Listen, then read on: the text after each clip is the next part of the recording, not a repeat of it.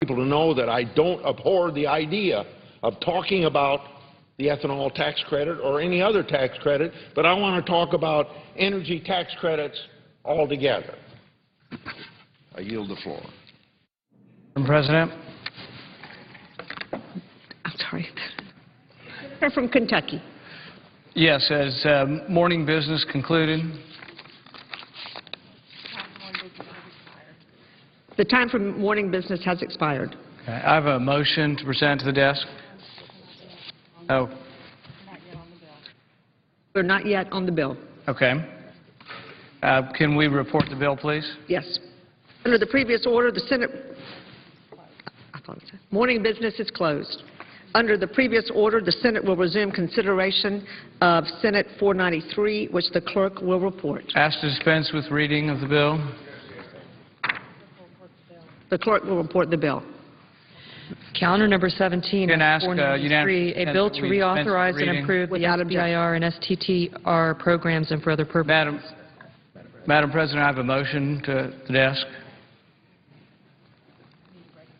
The senator from Kentucky. Thank you. We are now engaging. Oh, it has to be read. Report the motion. Okay. The senator from Kentucky, Mr. Paul, moves to commit the bill S-493 to the Committee on Foreign Relations with instructions to report back forthwith an amendment as follows. At the appropriate place, insert the following. It is the sense of the Senate that the President does not have power under the Constitution to unilaterally authorize a military attack in a situation that does not involve stopping an actual or imminent threat to the nation. Madam President. The senator from Kentucky. We are engaged in a third war at a time when our country is struggling under an enormous debt, at a time when we are engaged in two wars. Historically, our country has fought war by asking for congressional authority. This was true under Iraq. This was true in Afghanistan. The President came to Congress and there was a vote on a use of force prior to him engaging in force. Now, some say, well, this is no big deal. The President should be able to fight war whenever he wants to fight war. I beg to differ, and our founding fathers begged to differ. Madison said that the Constitution supposes what history demonstrates, that the executive is the branch most prone to war and most interested in it. Therefore, the Constitution has, with studied care, invested the power to declare war in the Congress. I think this is an incredibly important debate. When we talk about sending our young men and women into harm's way, into another war, the fact that we would have a president send us to war without any debate. Your people's representatives have had absolutely no debate, and we are now involved in a third war. The language of my resolution is not unfamiliar to many. The language of this resolution are the President's words. In 2007, Barack Obama said, "The President does not have power under the Constitution to unilaterally authorize a military attack in a situation that does not involve stopping an actual or imminent threat to the nation." This was very, very clear what the President said, and I agree with what candidate Barack Obama said. We should not go to war without congressional authority. These are the checks and balances that give you a say, that give the people of America a say through their representatives. This allows us to say when we go to war through our Congress, not through one individual, but through 535 individuals that you elect. I think the decision to go to war is such an important one that we shouldn't leave it up to one person. Our founding fathers agreed with this. In the 1970s, after Vietnam, we voted on something called the War Powers Act. We did give the President the right to go to war in certain circumstances. These circumstances were, 1, if Congress had declared war, 2, if Congress had authorized use of military force, or 3, if there was imminent danger to our country. I think all of us recognize that. If we were in imminent danger of attack, we would allow the President some latitude, but we would expect very quickly for him to come to Congress and ask for permission. In this instance, even the Secretary of Defense has said that Libya is not in our national interest. There is no threat to our national security, and yet we are now involved in a third war. We've already spent $600 million in the first 3 days of this war. There has been no constitutional authority given to the President to be committing troops to this war. This is such an important constitutional principle that while I'm new here in the Senate, I am appalled that the Senate has abdicated their responsibility. The Senate has chosen not to act and to allow this power to gravitate to the President. I think that the precedent for allowing a President to continue to act or to initiate war without congressional review, without congressional votes, without the representatives of the people having any say is a real problem. There was an article this morning in the Washington Times by General Mark Kimmitt. In that, he says that there is a climate of cognitive dissonance surrounding the discussion as military objectives seem detached from U.S. policy, the lack of connectivity between the use of force and campaign objectives, the subordination of the military to a non-decisive purpose turns decades of policy on the use of force on its head. This is from General Kimmitt this morning. Vital national interests are not threatened, nor have sanctions failed or diplomacy been exhausted. We are putting the lives of our troops at risk in a non-decisive role for a mission that does not meet the threshold of a vital or national interest. This is General Kimmitt goes on further. For a military carrying the burden of 3 wars on its back for the foreseeable future, a policy of more frequent intervention and suboptimal use of force as an instrument of diplomacy is a mistake. I come from a state, Kentucky, that has 2 military bases. I see our young men and women going to war, and I worry about their families and themselves engaged in 2 wars. Some of these young men and women have been going to war for 10 years now. And the President now is going to engage us in a 3rd war without any consultation, without any voting in Congress, and without any congressional authority. I think this is a very serious breach of our Constitution. It is something that we should not let happen lightly. It is something that we should object strenuously to, and that we should force a debate in this body. Many debates historically have happened here, many important debates. And what's happening now is we are abdicating our duty and allowing this to be made unilaterally by one individual. I think it's a mistake. I think it's a travesty. And I think it should end. There have been some questions about who these people are that we will be supporting in this new war. I think there's no question that Gaddafi is a tyrant, an autocrat, and someone that freedom-loving people would despise. However, do we know who the rebels are? During the 1980s, we supported the freedom fighters in Afghanistan.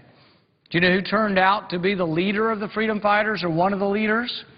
Osama bin Laden.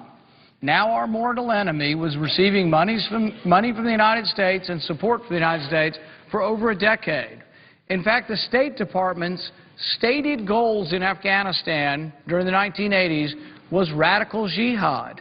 We were in favor of radical jihad because we thought the Islamic radicals hated the Russians worse than us.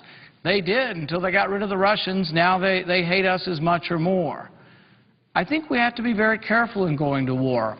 I told my constituents when I ran for office that the most important vote I would ever take would be on sending their men and women, the boys and girls, the young men and women in my state or anywhere across the United States to war.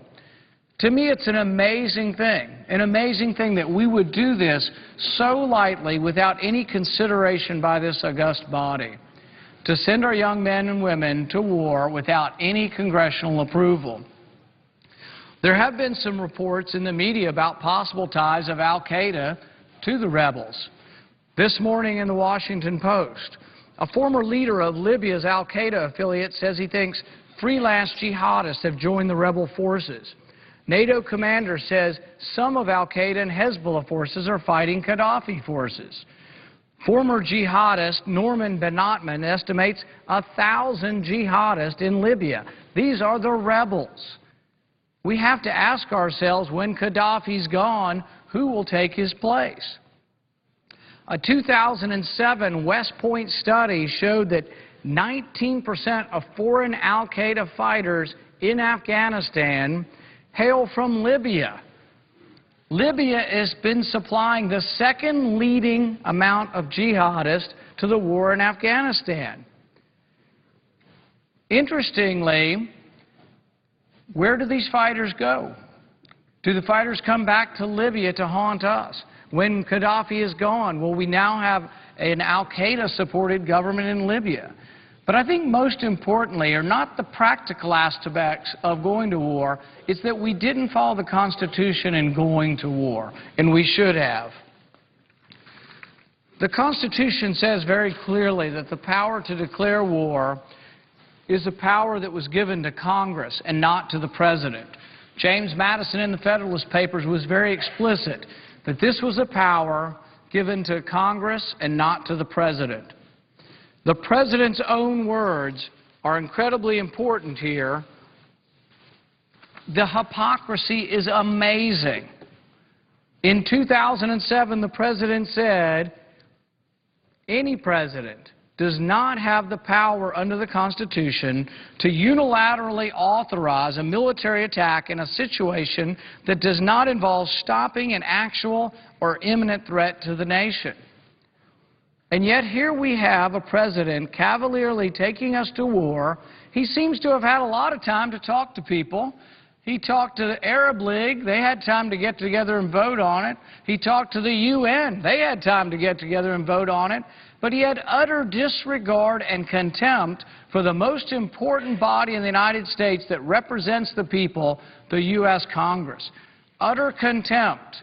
He's gone to NATO. He's gone to our allies. He's gone to the UN. He's gone to the Arab League. But he has not had one single minute of debate in Congress.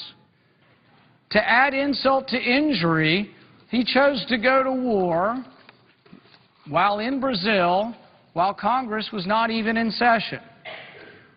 This really, really should not be the way we operate as a constitutional republic.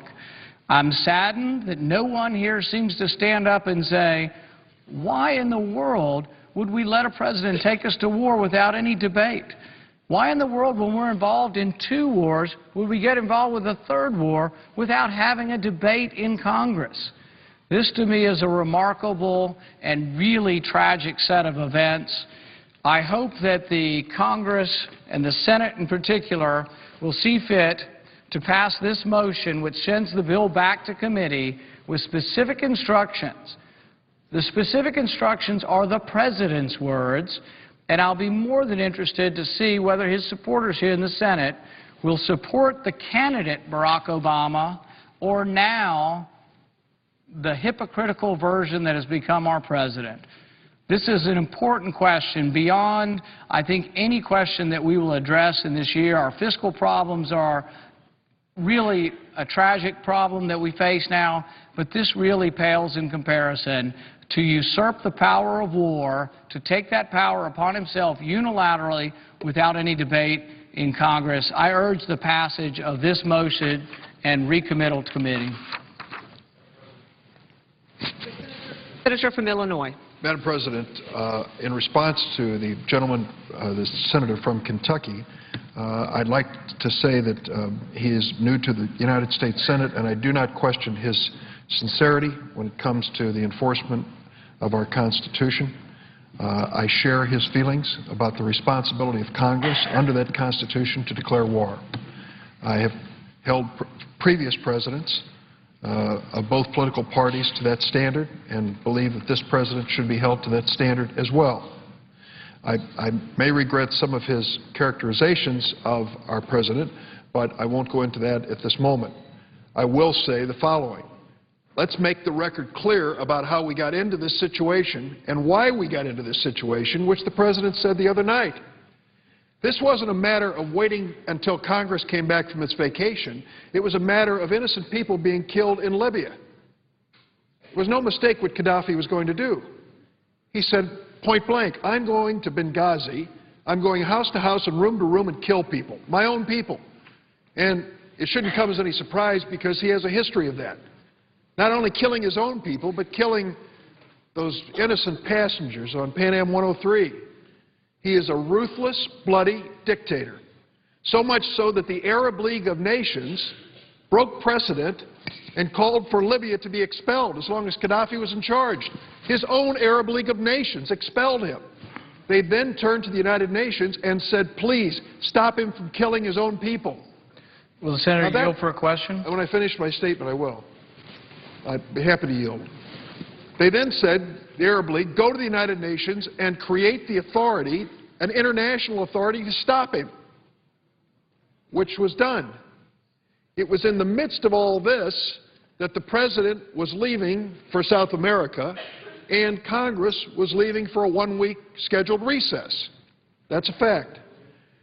On the Friday, which is now about 10 days ago, before we left, the President had a conference call and invited all the members of the leadership, Democrat and Republican, House and Senate, to listen to a briefing from the Situation Room about the exact military situation we faced and invited questions and comments from all members of Congress who were part of that conversation. I was part of that conversation. I listened to it carefully. And it became clear to me that the President had laid down certain conditions to the United States involvement. Number one, the President said, no American ground troops. Number two, the President said, this is a war of short duration as far as the United States is concerned. In his words, days, not weeks. And he went on to say that the United States would use its unique capabilities to help those allies of the United States who wanted to stop Gaddafi's killing. He used the phrase unique capabilities several times in that conversation, and I wasn't sure what he meant. Well, I learned later in press reports. The United States used technology on the initial air invasion for the no-fly zone that really stopped the radar of the Libyans. So our planes and the planes of our allies could travel across Libya, stop their planes and tanks without danger. So that was the commitment made by the President. Now, what does the law say? The law passed by Congress over the veto of President Nixon, the War Powers Act, requires the President to notify Congress when he initiates this form of military action. Did he do it? He did. As a matter of fact, the President submitted a notification to Congress within 48 hours of the initiation of these operations, consistent with the War Powers Resolution. So to argue that the President is circumventing Congress is just not factual. He did exactly what the law requires him to do. Now, if this President were planning a full-scale invasion, such as we had in Kuwait under President George Herbert Walker Bush, with a long period of buildup, I insisted, and President Bush complied with the request to come to Congress for authorization. He did it. Credit should be given to President Bush. He did it. But it was a different circumstance. What the senator from Kentucky is suggesting is that President Obama should have waited until he could summon Congress back into session. How many days would that be? Waited until Congress deliberated and voted before he took emergency action to protect our allies' planes and our planes to stop Gaddafi from killing people. Now, I am all in favor of the constitutional powers, but I believe there are moments when a president has to have the authority to exercise that kind of military decision when he believes it's in the best interest of the United States. I don't think it's hypocritical. I'm sorry that word was used, because I think what the President has said is that he is trying to redefine the role of the United States in the world, standing up for our values, fighting for peace, trying to stop the carnage that was going on in Libya without committing tens of thousands of American soldiers for years at a time. I happen to think that is a worthy foreign policy goal. I also believe that the ball is now in the court of Congress. It now is up to the Senate Foreign Relations Committee and the House Foreign Relations Committee to decide if they want to have hearings on this Libyan action, whether or not we take action in response to the President's filing this notice under the War Powers Resolution. So to argue that the President has just ignored the Constitution and ignored the law, I'm afraid that argument ignores the facts. The President filed the notification required by law under the War Powers Act. Now the ball is in our court. Are we going to move forward? Will we have hearings? Will we take action? It's up to Congress now. And I sincerely believe there should be hearings. I hope that this matter is over before we even have the requirement or necessity to have such hearings. But at this moment in time, as I see it, the President has complied with the law. And I'm happy to yield to the Senator from Kentucky for a question. Yes. December 7th, 1941, we were attacked, and the President declared war, and we had session within 24 hours. In Afghanistan, or on 9/11, we were attacked by people coming from Afghanistan. We met within 3 days and had a use of authorization. I think there's a problem with sort of saying it's okay to declare that the President can go to war after he's already done it. In Afghanistan, Iraq, with all the complaints from many people on the different wars that were involved, President Bush did come and ask for the authorization of force. We've had 2 to 3 weeks of this issue. They had time to go to the UN. They had time to go to the Arab League. They had time to go to everyone. I think you should be insulted the same way I am insulted that they never came to Congress. Well, and one more question, then I'll let you answer. The War Powers Act has 3 specific criteria that allows the President to use force. A declared war, when he has use of authorization, or when we're in imminent danger. Which one of those meets the War Powers Act with regard to Libya? I'd say to the Senator from Kentucky he is correct in his statement that not only President George Herbert Walker Bush, but also President George W. Bush came to Congress and really kind of broke precedent. That hadn't happened in Korea. It didn't happen in Vietnam. We went back to what I consider to be the constitutional standard. Congress deliberated those wars and voted. And I will tell the Senator from Kentucky, since he's my friend and he's new here, it is one of the most compelling votes you will ever cast. And I hope you never face it, but if you do, it is one of the votes that will keep you up at night trying to think what's best for America and what's best for the young men and women who may lose their lives in the process. So in fairness to both Presidents Bush, they did come to Congress. Their circumstances were somewhat different. The lead up to the invasion of Iraq went on for weeks, if not months. The same thing was true for Afghanistan, but remember, in the situation with Afghanistan after 9/11, we were here in this building when it happened. We knew what 9/11 was about, and we responded accordingly. This is what I will say. The Senator from Kentucky has the right to express his point of view, debate it on the floor of the Senate, and the right to pursue the War Powers Act, which gives Congress the authority for a hearing and a decision.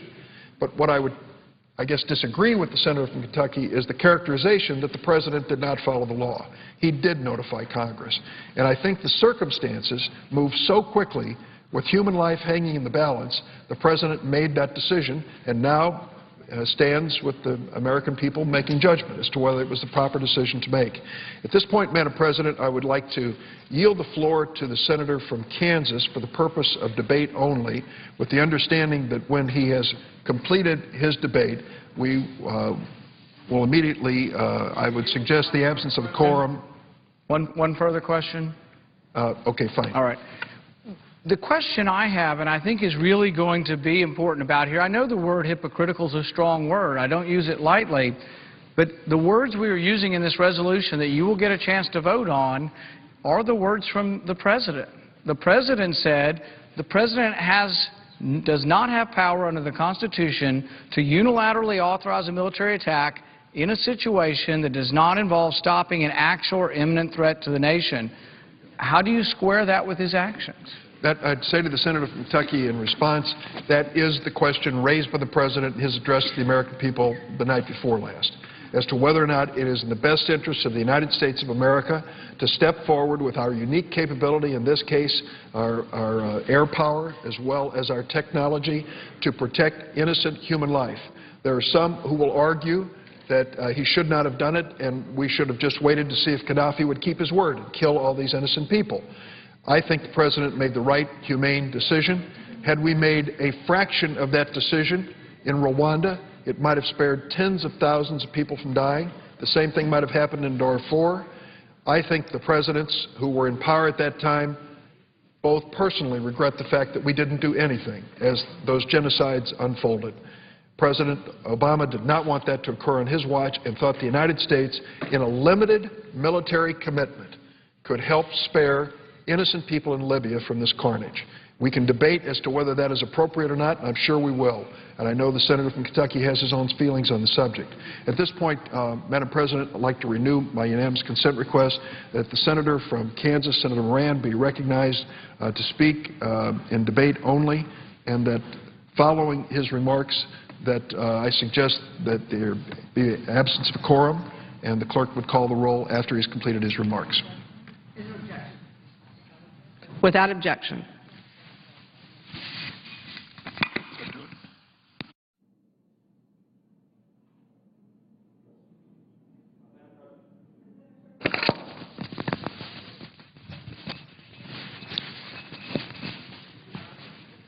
Madam President, I thank the senator from Illinois for accommodating my ability to speak on the Senate floor this afternoon on what I consider also to be a very significant and important topic. Our country is facing significant financial difficulties, and in the coming weeks, the United States will reach its $14.29 trillion limit for borrowing. And unfortunately, this is the 11th time in the past decade that Congress will soon vote on whether or not to allow the country to take on even more debt. These financial challenges that we face, if left unchecked, will have a disastrous impact upon our country today and upon our citizens in the future.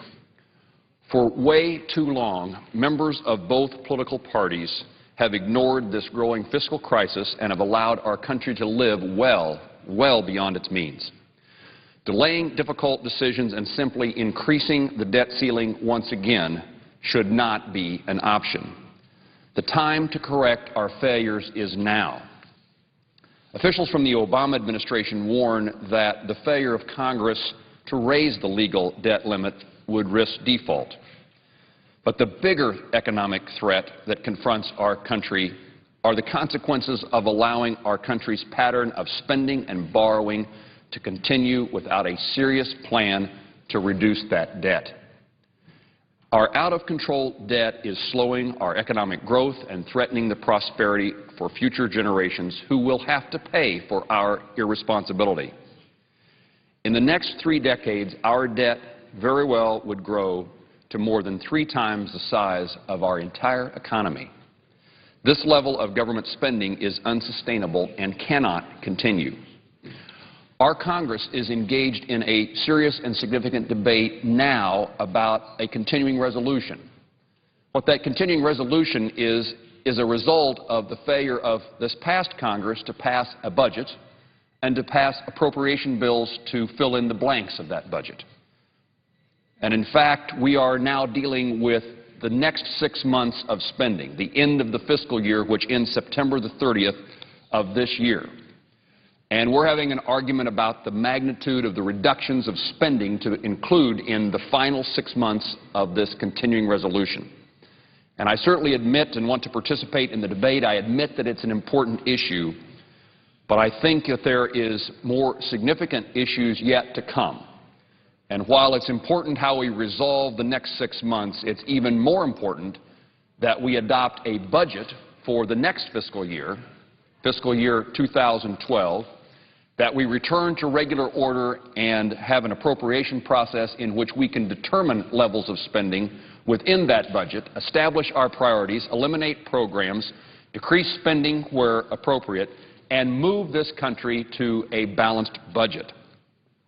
In addition to this CR that we're debating about for the next 6 months and to next year's budget and appropriation process, there is looming even the more serious consequences of so-called mandatory spending, which comprises 56% of our entire budget. We have got to get beyond the CR debate of today and get to the spending problems of 2012 and beyond, and to the issues of so-called mandatory spending that consume our budget and drive up now and in the future our debt. We need to be responsible and quickly resolve the spending bill for this year and move on to these issues that will determine the future of our country, especially the economic future for the citizens of our nation today and into the future. I think the President ought to consider in his budget, but he didn't, the recommendations of his National Commission on Fiscal Responsibility and Reform. And we've seen once again the failure of the budget as proposed by this President to include any of those provisions that his own commission recommended in getting us out of the financial difficulty that we're in. It seems to me that often, at least throughout my lifetime, we've heard the discussion here in Washington, D.C. I, as an American citizen, as an observer of the politics and the policies of our nation's capital, have heard year in and year out about the need to reduce spending, to balance the books, to quit spending so much money, to be more fiscally responsible. Our fiscal house has to be put in order. Those are words that I have heard throughout my entire adult life, and yet I'm fearful that they have once again just become words. We do not have the luxury of those words meaning nothing this time around. And I would suggest that there are those who may observe the proceedings of this Congress this year and say, once again, there is a political debate going on. It's rhetoric between Republicans and Democrats. It's a battle between the House and Senate, between the Congress and the President, without recognizing that this debate has serious consequences to the American people today and into the future. As I said earlier, spending beyond our means is no longer an option. And in the failure for us to address these issues in a responsible manner means that the standard of living that American citizens enjoy today will be diminished. It means a lower standard of living for every American family. It means the increase in interest rates. It means the return of inflation. It means the increase in our imbalance of payments. It means that our trade balance is exacerbated. It means that we may follow the path of other countries in the world today who have failed to address these issues, and we will see the circumstances that many countries find themselves in which their credit ratings have diminished and their interest rates have risen. If we fail to respond, if we fail to act as we should, if we let one more time this issue to pass for somebody else to solve because it's so difficult, we will reduce the opportunities that the next generation of Americans have to pursue the American dream. This is not an academic or a political party discussion. It's not a philosophical debate. It has true economic consequences to every American. We are not immune from the laws of economics that face every country. And in the failure to get our financial house in order and the borrowing under control, interest rates will rise. Our creditors may decide that we are no longer credit worthy, and we will suffer the same consequences that countries in our world today are suffering who followed this path. This is the most expected economic crisis in our lifetime, perhaps in the history of our country. We know what is going to happen if we don't act. And it would be a terrible sense of, we would be acting so immorally and without responsibility should we just look the other way because the politics of this issue are too difficult. Americans deserve, are entitled to leadership in Washington, D.C. to confront these problems and not to push them off to the next generation of Americans. And I'm sorry to say that in my view, to date, the President has provided little leadership on what I consider to be this most important issue of my generation. My interest in public service and politics is one that has lots of beginnings, but the thing that has me committed to public service today is a belief that I and people in my generation, in fact, every American citizen, has the responsibility to pass on to the next generation of Americans the ability to pursue the American dream. And our failure to act today, our failure to simply raise the debt ceiling one more time, means that we will have abdicated our responsibilities and the burdens will fall to those who follow us. We will have lacked the morality and the courage necessary to do right. Earlier this week, I informed the President in correspondence to President Obama on March the 22nd with these words: Americans are looking for leadership in Washington to confront the problems of today and not to push them off to future generations. To date, Mr. President, you have provided little or no leadership on what I believe to be the most important issue facing our nation, our national debt. With no indication of your willingness to lead will change, I write to inform you, Mr. President, that I will vote no on your request to raise the debt ceiling. I do that because I believe that in the absence of serious and significant spending reductions, in the absence of serious and significant reform in the budget and spending process, in the absence of a constitutional amendment that restricts our ability to spend money we don't have, in the absence of statutory guidelines that tell us we cannot spend and borrow ad infinitum, that our country's future is in grave danger. I do this with a sense of responsibility to Americans today and a sense of responsibility for Americans to come. I asked the President to provide that leadership, to address the issues of not only this continuing resolution and next year's spending level and the so-called mandatory spending, but also to help us create an economy in which growth can occur, in which businessmen and women make decisions to employ new workers, and that the American people have the opportunity when they sit around the dining room table and discuss their future, they know that they have the chance to keep the job they have or to find a job that they don't have. And that will require the leadership of President Obama and Republicans and Democrats in the House and Senate.